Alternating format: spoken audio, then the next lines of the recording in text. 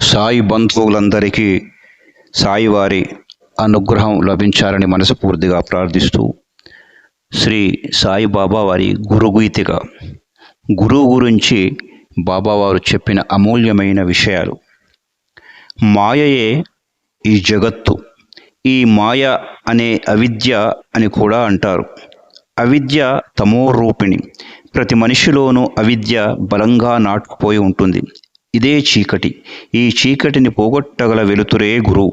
అందుకే గురువుకే తొలి నమస్కారం చేయాలి.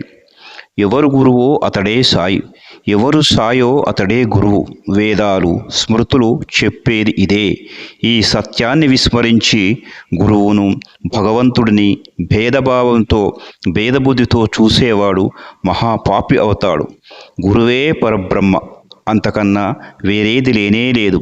ఈ పరబ్రహ్మ స్వరూపం జగత్తు అంతా ఆవరించి ఉంది. ఇది ముమ్మాటికి సత్యం. ఎన్ని జపతపాదులు చేసినా గురుభక్తి లేకుంటే అన్నీ వ్యర్థమే. గురువు పాదాలను ఆశ్రయించినంతనే సర్వ పాపాలు నశిస్తాయి. మనసు పరిశుద్ధమవుతుంది. భ్రమలు పటాపంచలవుతాయి. సత్యాసత్యములు గల భేదాన్ని గుర్తించగలుగుతాడు.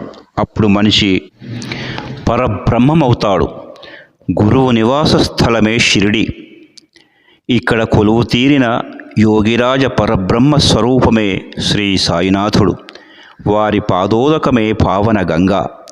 సంసారాన్ని తరింపచేసే పరబ్రహ్మమైన సాయీశ్వరుడు సాక్షాత్తు గురువే. అట్టి సద్గురువుకు నమస్కారములు. ఓం సాయిరామ్. జై శ్రీరామ్.